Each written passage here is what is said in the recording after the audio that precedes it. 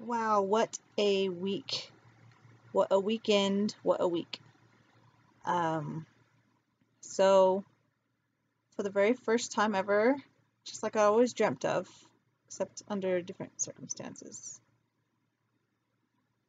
I got to go to an international convention. London, England, UK. Absolutely awesome.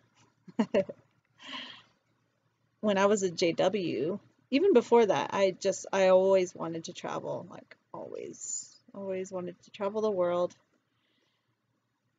And then when I became a Jehovah's Witness, the only way I could see that ever happening is if I were to become a missionary or go to an international convention. I remember applying for it and then being taken in that creepy ass back room and told that unfortunately, since your husband is not making the meetings regularly, you are not qualified to go to an international convention.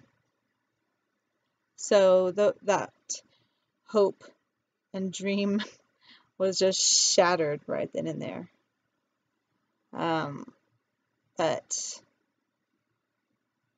they can go fuck themselves because I went to an international convention this weekend. And it was amazing. It was amazing because I got to meet other activists, other scary mentally diseased apostates, and just join forces, hold up banners, drop seeds of doubt, drop seeds of information, really, everywhere. I had little cards, business-sized cards with information about jwfacts.com, about the vastapostatearmy.com. Some of the people, the other activists I were with, can't talk. Some of the other activists I was with had flyers that they would leave, wherever we can find a place to leave them. And it was definitely life-changing to go to this, to be there, to make the decision, hey, you can't tell me that I can't go to one of these. Unfortunately, we were corralled outside of the convention center, like a bunch of cattle. It would have been great to not have been corralled because we had so many posters that there was really no room for all of us to spread out in the little area that we had. But you know what? It was better than nothing. We still were right there, right at the entrance, really close. JWs would come out and they would kind of most of them were reading our banners from the corner of their eyes because they didn't want to get caught looking directly at them. I even caught one lady taking a picture of her kids and kind of nonchalantly getting us in the background. So that was interesting.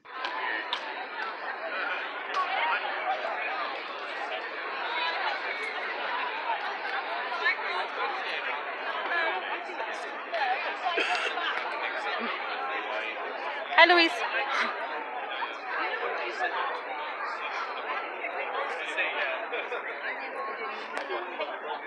You guys are awesome. Love you guys. Love y'all.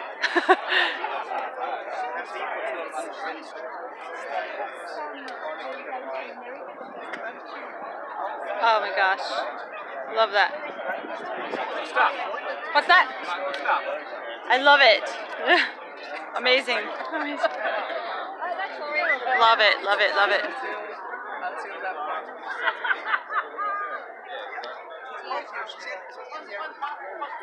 Okay. Hi. Hi.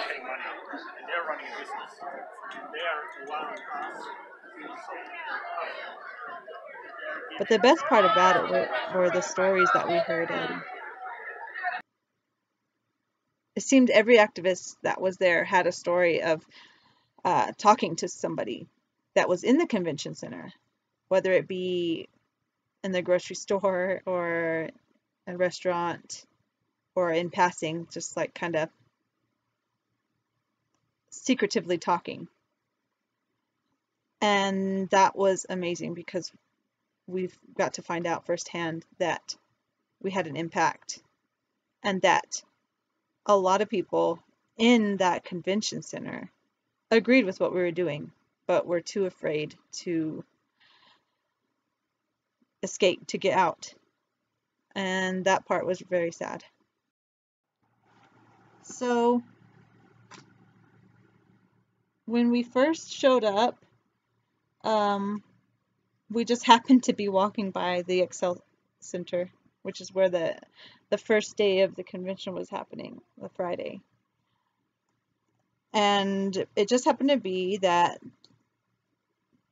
the convention was ending, and so they were kind of pouring out of the doors. And we still had our bags, and like I said, just kind of passing through to go to our hotel. And of course, whenever I see JWs, I have a hard time not dropping some apostasy. And I just happened to have a banner and popped the banner out and kind of held it there, and as we continued to walk. And we got some very interesting comments, very nasty comments. The banner said, it said to go to the W5 documentary of no witnesses, and that Jehovah's Witnesses use the 2-witness rule to protect pedophiles. And we were told that we were sick.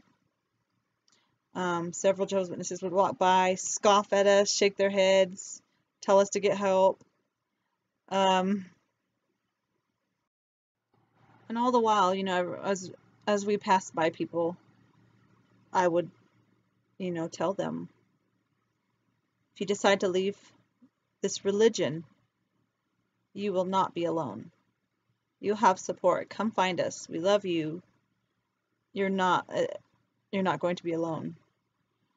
Some people would just kind of nod because they're afraid to engage. And some were nasty and just like shook their heads and told us to get a life. But the important thing is that they know that now, whether they leave or not, they're going to remember those words. So if they do leave, it will come back to their mind. Some of the activists brought balloons that had that said, "Be courageous. Google JW facts." And it was just so brilliant to have those balloons there, because it really made it had such a lighthearted, fun feel about it, and I feel like it drew more attention. People looking over, like, balloons, party, something, good going on. Well, one of those balloons got loose, and the wind carried it off to where the JWs were sitting. And of course, we all kind of panicked, and Nick went over to get it because, we didn't want to get in trouble for littering or having apostate balloons flying around. We didn't want to get removed for that. So, but before he got to it, a little Jehovah's Witness boy picked it up, and we captured it with a picture. It was quite brilliant because, I didn't know if the parents would be like, "Give that balloon back." Nick offered it to the little boy. He said, "You could have it if you want it," but he shook his head no. So, what an amazing capture that was, though, to see this apostate balloon flying over to the Jehovah's Witnesses, and then one of the little boys picking it up. That's crazy. And maybe, I don't know, maybe he'll grow up and remember that. So, anyways, so the convention was great. The banners, the people were definitely the highlight. I met so many great activists, and I'm sad I didn't get to spend more time talking to them all. It was overwhelming. There were so many people. We had such an amazing turnout. I believe 13 or 15 countries. I can't remember. I think 15. So activists from at least 15 different countries were there, and it was impossible to really get a chance to speak to everybody, but the people that I did get to speak to, I'm forever changed by them. You know, just really amazing people with really diverse stories, all of them very heart-wrenching and powerful, very powerful stories, especially that they're out there being the voice for those who were inside that convention center, afraid to leave, terrified of losing their loved ones to shunning, terrified of speaking out, of terrified of being found out that they have doubts. One lady I met from Germany, very sweet lady, she'd been going into the convention center and just listening to the talks. And she came back out and she told me that she spoke to an elderly sister who, they had a great conversation, and then that the sister opened up to her that she does have her doubts, but she's invested, I think, over 60-something years in that cult. Well, obviously she didn't say cult, but she'd invested so much time. So it's like some of those people think they don't, like, they're afraid to leave, because then all of that time to them was wasted. And it's a harsh, harsh reality. And it is. But it doesn't have to be that way. You don't have to think of it as a loss. You can think of it as a lesson learned. It's just so hard. It's so hard for people to come to that harsh, harsh realization. It was hard for me, and I only lost 10 years to the cult, which is still a long time, but compared to many others who've lost decades, many more decades, it's very difficult. But it's better to get out now than to never get out. It's better to get out of the mind control and enjoy life, freedom, and the people that you can meet out in the world who are not zombies, who are not going to treat you like shit if you have your own belief system that's different from theirs. And so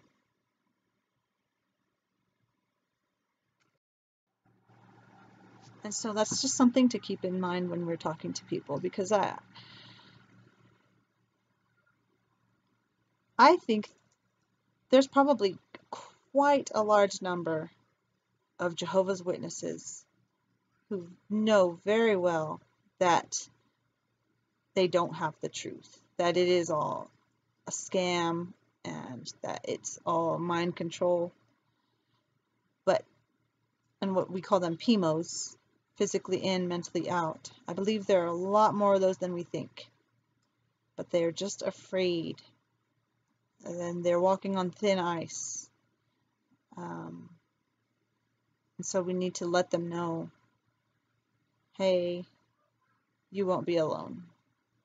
You absolutely won't. Just reach out to us. Come find us.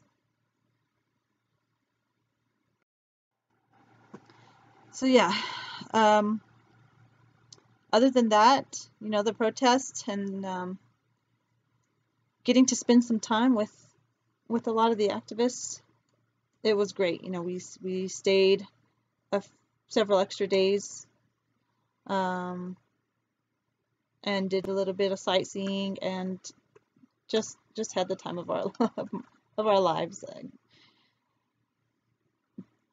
Super grateful that Parker and Maggie were there. We were the only Americans, and we were definitely loud Americans.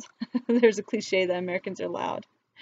We tried not to be, but it was hard. We had such a good time, so many laughs, and really enjoyed getting to know the culture there, the food, the people.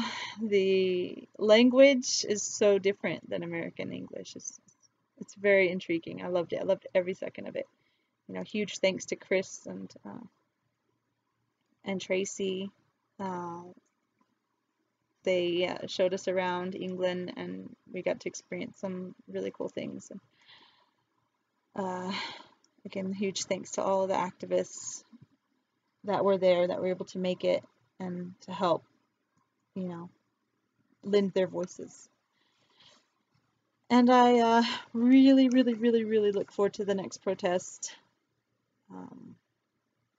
We're a very strong army, especially when we come together like that.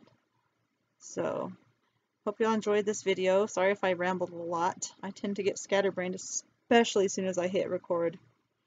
I mean, I'm already kind of a spastic scatterbrained type of person, but when I hit record, that kind of accelerates.